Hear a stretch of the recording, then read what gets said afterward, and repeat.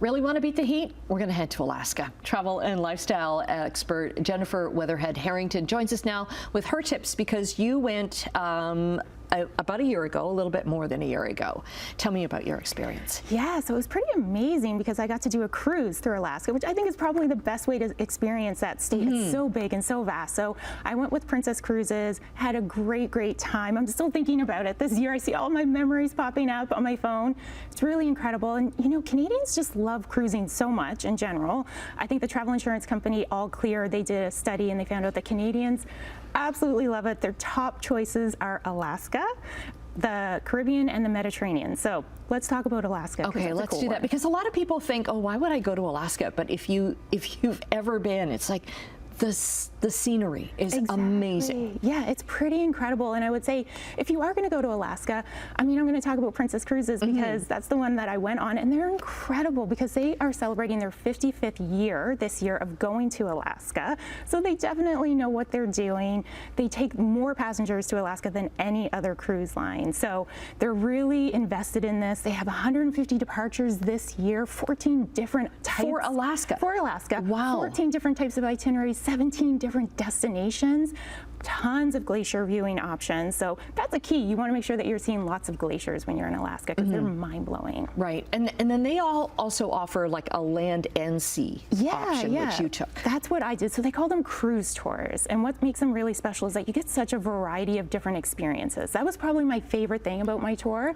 So you get to spend time on the land in Alaska. You go deep dive into that kind of that Alaska culture. You get to go to Denali National Park, Fairbanks, Copper River, Kenai Peninsula. It's really incredible and beautiful. Denali was probably my highlight. I didn't even see the mountain Denali. Most people won't see it. It's covered a lot.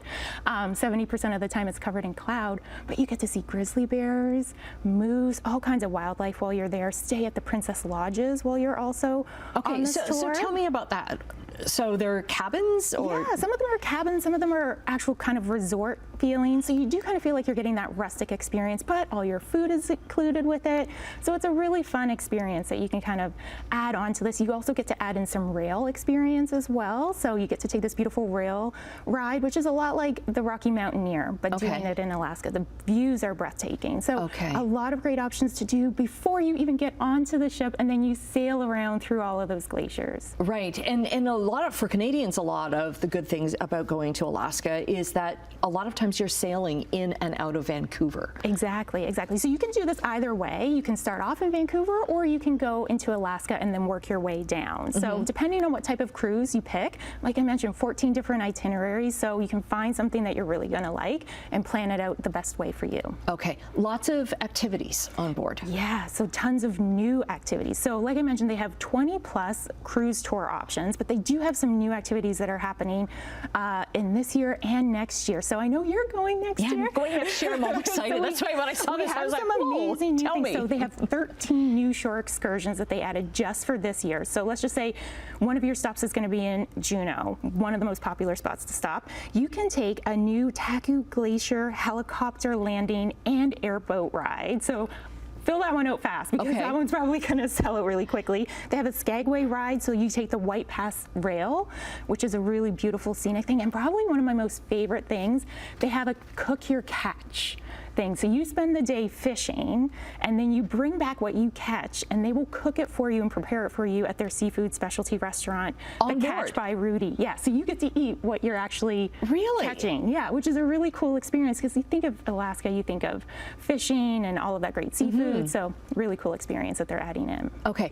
Practicality wise, it gets rainy sometimes in Alaska, so like kind of good idea to have like waterproof jackets. Yeah, definitely think about bringing layers. It was a little bit chillier than I anticipated. I will say I was wearing everything that I took with me. So light layers, make sure you have some waterproof gear, whether that's boots, rain jackets, that kind of thing. Because when you're out doing these excursions in the middle of wilderness and on these boats, because you can go whale watching, go to different fjords, get up close and personal with those glaciers with Princess, you want to make sure that you're comfortable, right? You want to be able to fully enjoy the experience. You're not thinking about what you're wearing, you're thinking about what you're looking at. Okay, Jennifer, I'm going to book those cruises, those excursions. We'll get all your info up on our website, chch.com/morninglive.